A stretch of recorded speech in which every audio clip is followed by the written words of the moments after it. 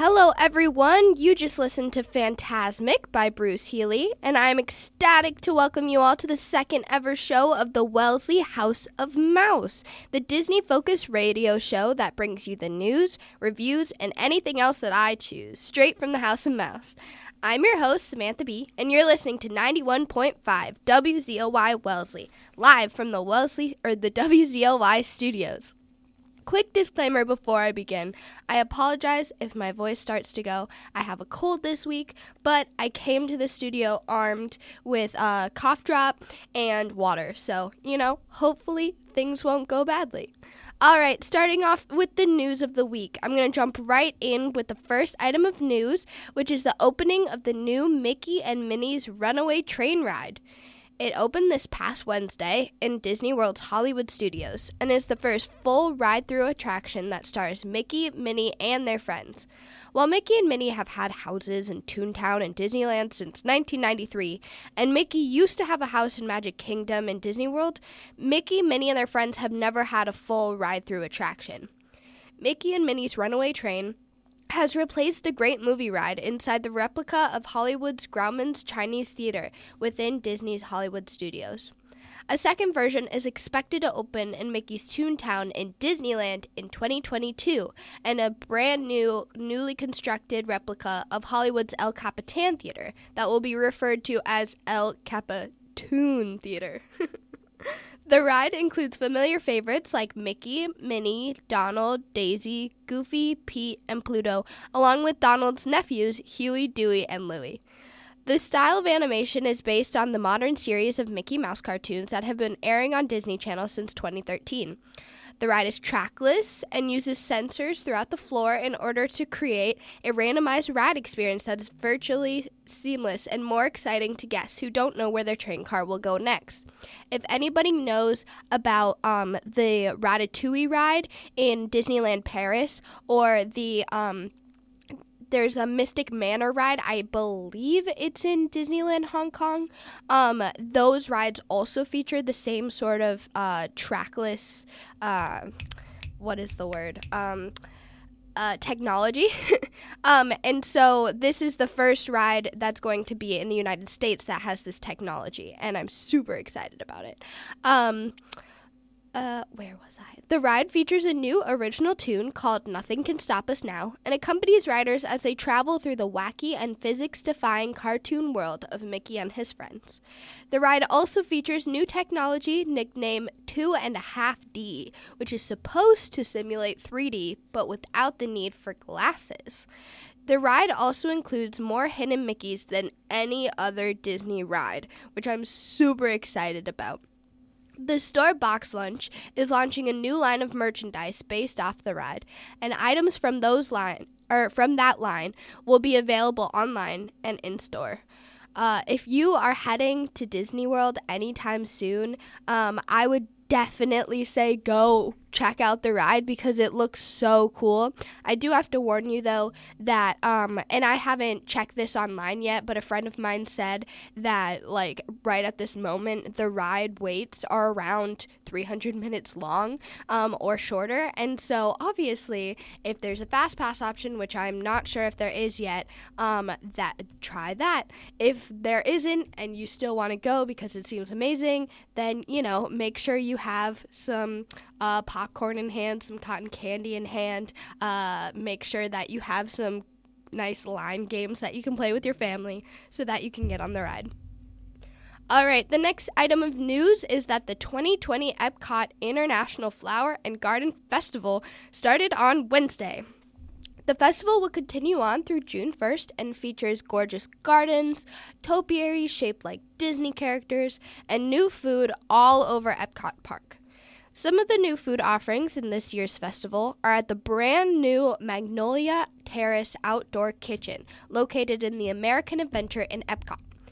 Dishes like the Southern Seafood Boil, which feature shrimp, mussels, crawfish, potatoes, corns, and andouille sausage, and other dishes like pecan cake topped with maple whipped cream are already highly reviewed.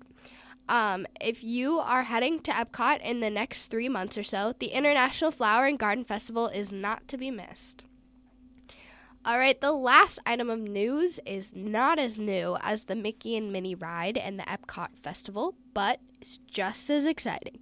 Cirque du Soleil and Disney have been teaming up over the past few years in order to create a brand new Cirque du Soleil Disney show set to officially premiere in Disney Springs in Disney World on April 17th of this year.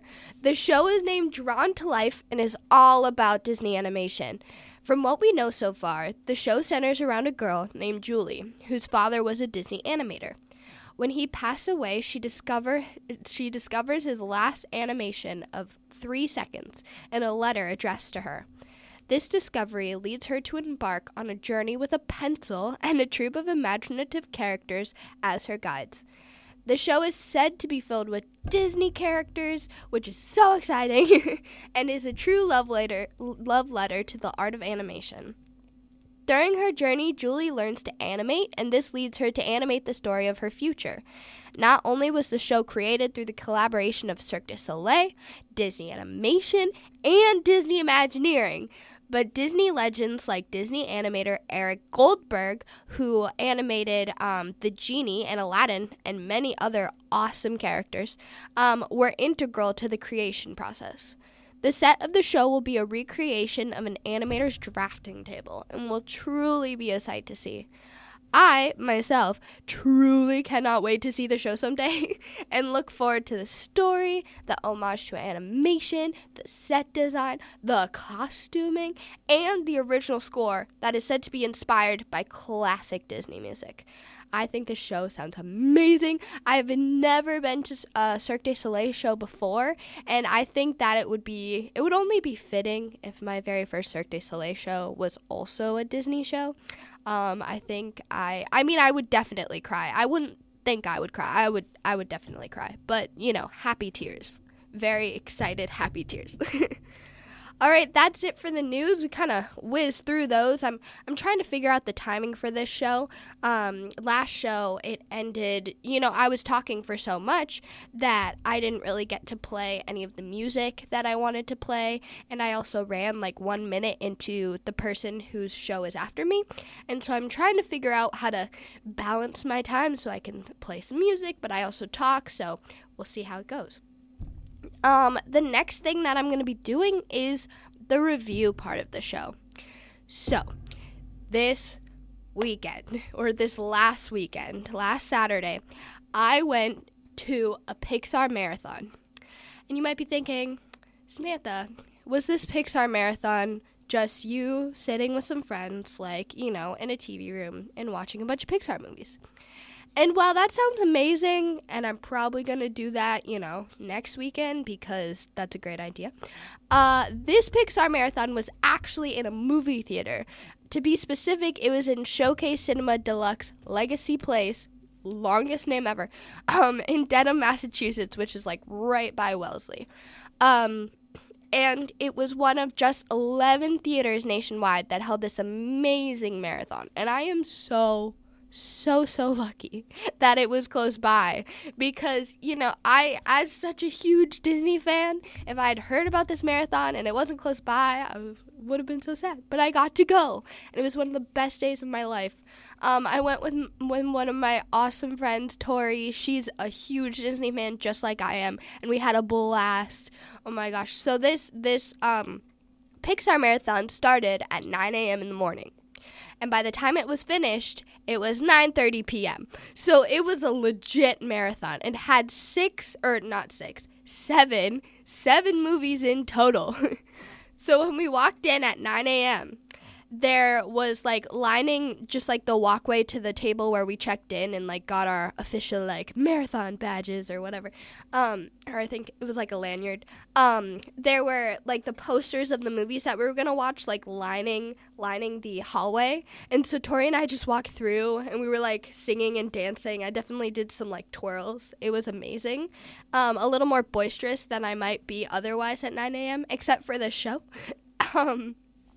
But yeah, and so we get to the table. We got an awesome Onward blanket, an Onward pin, an Onward bag. They all said Leap Day 2020 on them because last Saturday was Leap Day.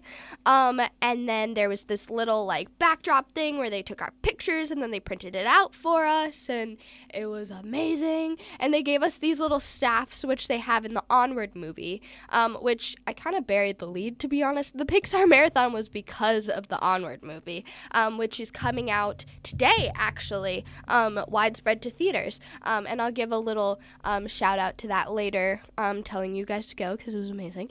But yeah, so the whole marathon was because of Onward. So we had these little staffs that are in the movie, and we got to pose with those, and it was super fun. So then, we got into the actual movie theater. And thank goodness, let me tell you, that the theater had reclining seats because, I am a young person. I'm only 19, and Hamilton quote, my mind is older. But even so, sitting in a small theater seat, like a standard theater seat, for like 12 and a half hours would have been a lot. I think my butt might have fallen off, It would have just been a hazard of the marathon. And so I was so happy that they had reclining seats, and that was amazing. So the movie order that we watched was Toy Story, then Monsters, Inc., then Finding Nemo, then Ratatouille, then WALL-E, then Up, and then a special advanced screening of the new Pixar movie, Onward, which, let me just say, was amazing. I'm not going to give any spoilers because that would be so mean, but I highly recommend the film. It comes out today, Friday, March 6th. It's directed by Dan Scanlon, who directed Monsters University, and Cars. And it's so good. It has a lot of heart and family love in it. It's very funny. And both Chris Pratt and Tom Holland are in it. And let me just say, Chris Pratt is one of my celebrity husbands. I've loved him since he was Andy Dwyer on Parks and Recreation. And, it's only gone up since there. He was in Guardians of the Galaxy. He was in Jurassic World. He got really buff and has abs now, and that's nice. So, yeah. Chris Pratt's awesome. Tom Holland's awesome. They're both in it. I really think everybody should see it. Yeah, and so it was just, the whole marathon was amazing. I was surrounded by super fans who were just as nerdy about Disney and Pixar as I am. Everybody was quoting, every movie, which was super fun because before I went, I was worried that I was not going to be able to control myself from not quoting a little bit because, when I'm alone, I say all of the words to the movies, basically, especially Finding Nemo, because Finding Nemo has been my favorite since I was tiny. But actually, basically everybody else was quoting, especially there was this guy right next to me who knew the quotes even more than I did, to a level that was kind of scary. Did you actually make the movie? He knew the quotes to the level of little grunts and clanks within the WALL-E movie, and it was crazy. The thing is that he would quote these about 3 seconds before they would happen. So it's almost like I was watching the movie twice. But overall, it was amazing. There was face paint and balloon art. I got the Up house with balloons on the side of my face, and so did my friend Tori. And sorry, I just got a text from my mom.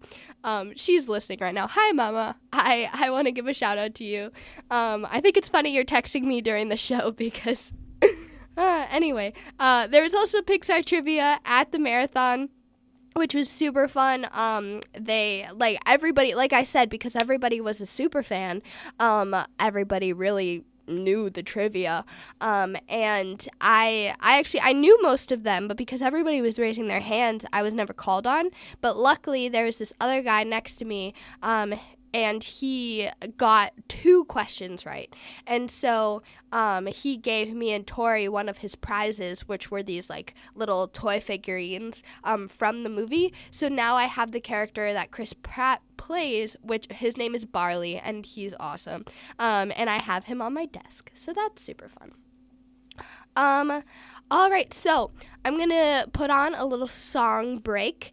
I have been listening to this song quite a bit since last Saturday because, last Saturday I saw Toy Story, and then the day after that I was babysitting, and me and the girls that I babysit watched some Toy Story 4, and in Toy Story 4 is the song I Can't Let You Throw Yourself Away by Randy Newman, and it's been in my head, man. It's so good, so I'm going to play that next. Just 1 second. All right, this is I Can't Let You Throw Yourself Away by Randy Newman. Hope you enjoy. That was I Can't Let You Throw Yourself Away by Randy Newman off of Toy Story 4. I really think that song is a bop. Even though I said last show that I was really upset that Frozen 2 didn't get an Oscar nod, at least a nomination, but I do think it should have won. But Toy Story 4 did win.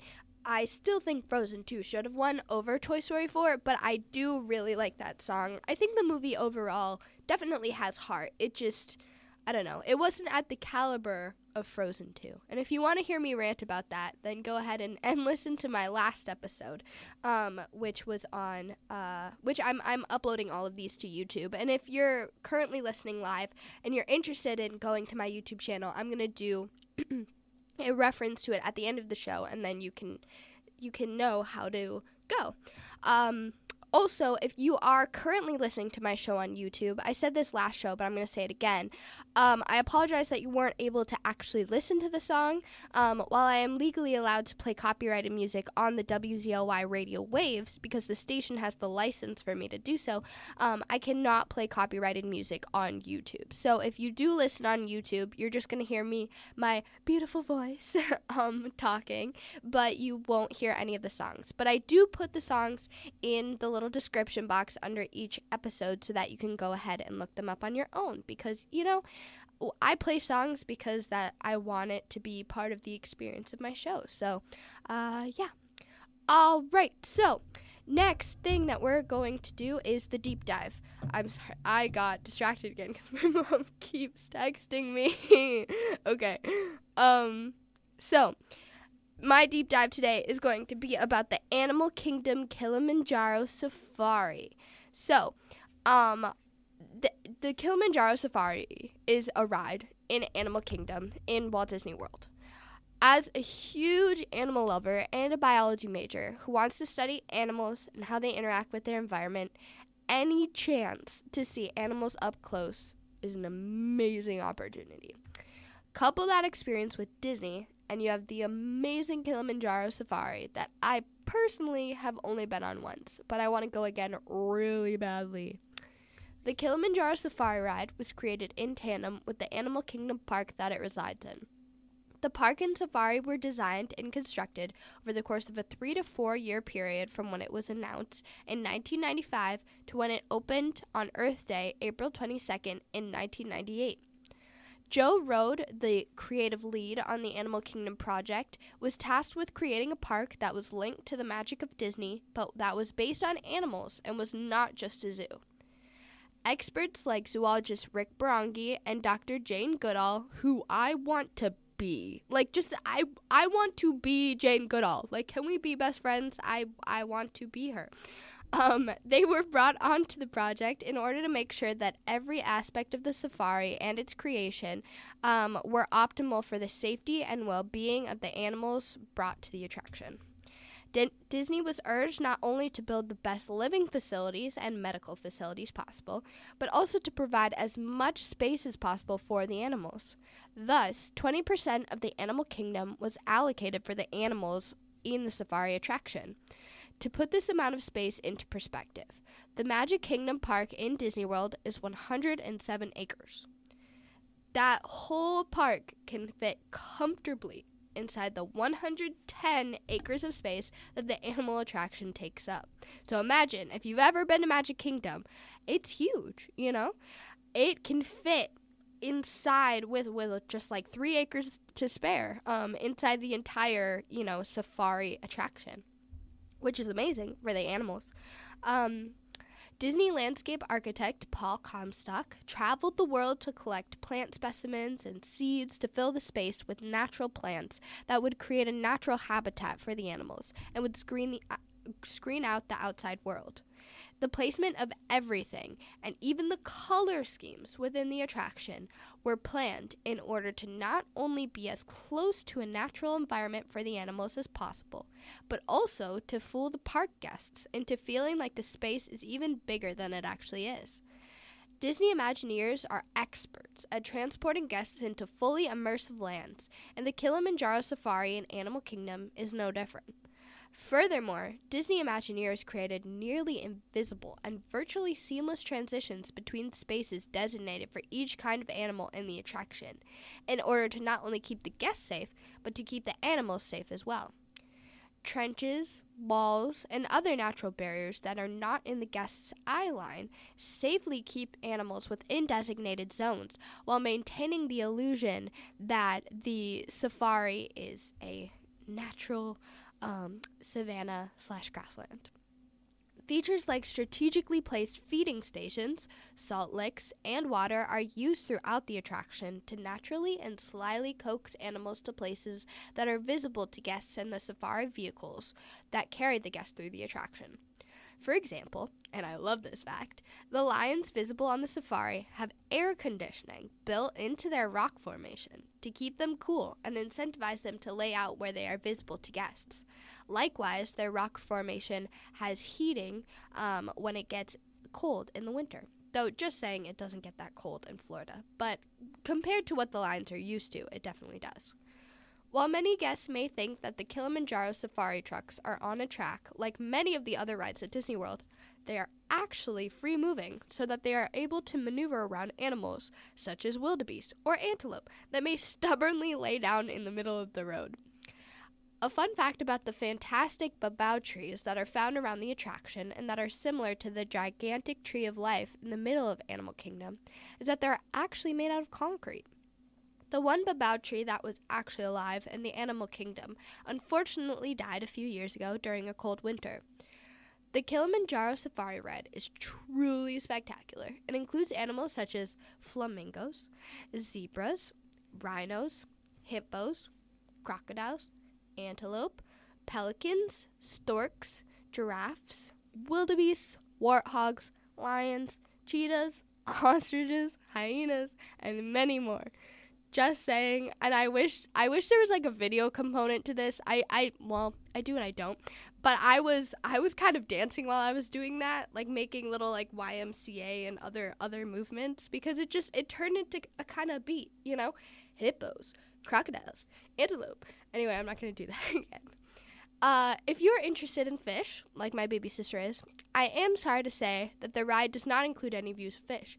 However, the Seas with Nemo and Friends in Epcot includes aquarium views of fish. So if you like fish like Pudge, who controls the weather, I urge you to check out the Seas with Nemo and Friends during your visit to Disney World. As I mentioned on the last show, I want to work at Disney in some capacity at some point in my life, more than I want almost anything else. A good place for me to work, with my specific passions and major, is with the animals in Animal Kingdom. Disney World has a few internships with the animals, including an animal behavior internship, which I would freak if I got. And I hope that someday I may be able to participate in one of the programs. Here's hoping. If you are planning a trip to Disney World sometime soon, the Kilimanjaro Safari in Animal Kingdom is a must. So, next music break that I'm going to take is I'm going to play a song from the Animal Kingdom Park. So this song is called Sala, Keba, and it's by Papa Wemba, and I hope you enjoy. That was Sala Keba by Papa Wemba again, and that is played in Animal Kingdom throughout the park. I honestly I love how that song has such a happy feeling to it. I actually, when I was researching for the show last night, and I found that song, I decided that I was gonna put it in my happy playlist on Spotify. So I love, how happy it makes me feel. Um, okay, to be honest, at the beginning of the show, I mentioned that I'm trying to figure out the timing of everything because I talked way too much last show in order to play any music. This show, I talked way too little, which is okay because I have music to play, but it also means that if you're listening on YouTube, I want to give a warning that there's not going to be a ton more talking, just kind of talking in between songs. So I apologize for that. I'm really working on trying to get my timing right, and hopefully I can find a better balance, so that I'm not, talking too much or talking way too little.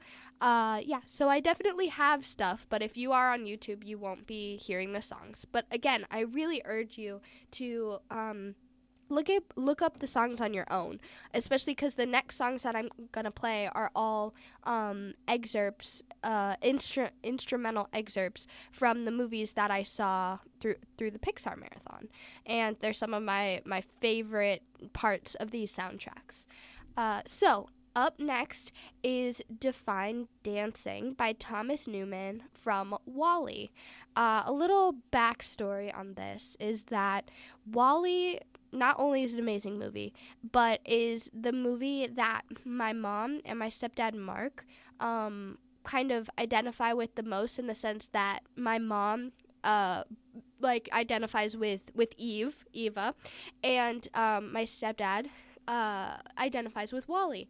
And so, WALL-E and Eva's love, well, I know her name is Eve, but I like calling her Eva because, WALL-E does. But their love is very symbolic of the things that, like the way that my mom and stepdad would go to the ends of the galaxy for each other, which I think is super sweet. And this little instrumental part is actually like my favorite part of the movie, and I'm almost 100% sure my mom's favorite part.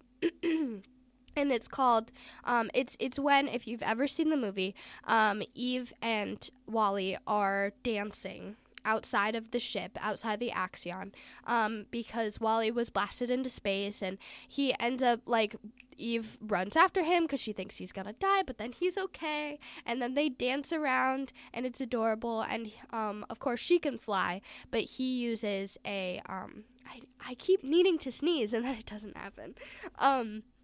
He uses a, fire extinguisher can, which is adorable. So this is Define Dancing by Thomas Newman from WALL-E. Hope you enjoy. That was Define Dancing by Thomas Newman from WALL-E. The next song that I'm going to play is from one of my favorite movies of all time, Finding Nemo. I don't know how I didn't put two and two together. I think it's because I don't really listen to WALL-E that much, but Thomas Newman, the guy who composed the soundtrack for WALL-E, is also the same Thomas Newman that composed the soundtrack for Finding Nemo.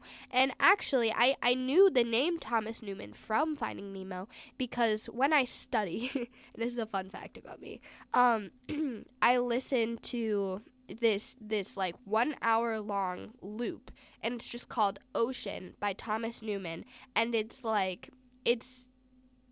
basically an hour long of the background ocean noise that is in Finding Nemo, not actual songs, but it's just it's this background noise. And if you're interested, look it up on YouTube. I use it when I study. I also listen to Disneyland and Disney World ride soundtracks. The other day I was writing a paper and I was listening to the Haunted Mansion ride, and I went through the entire ride while I was writing my paper. So that's a little insight to what I do when I study. But anyway, so I knew Thomas Newman. I love the Finding Nemo soundtrack so much. And then when I was researching for the show and I put Define Dancing on the playlist, I was like, oh my gosh, Thomas Newman, that's the same one. And when you listen to this next song that I'm going to play, which is just the like main title song, it's kind of short. It's called Nemo Egg, main title, from Finding Nemo. I think you'll hear some of the similarities. It's not as apparent in just this Nemo Egg main title, but if you look up Finding Nemo soundtrack, or if you look up the Ocean, like the 1 hour of Ocean by Thomas Newman, that's on YouTube, then it's really easy to hear, the similarities between the two movies.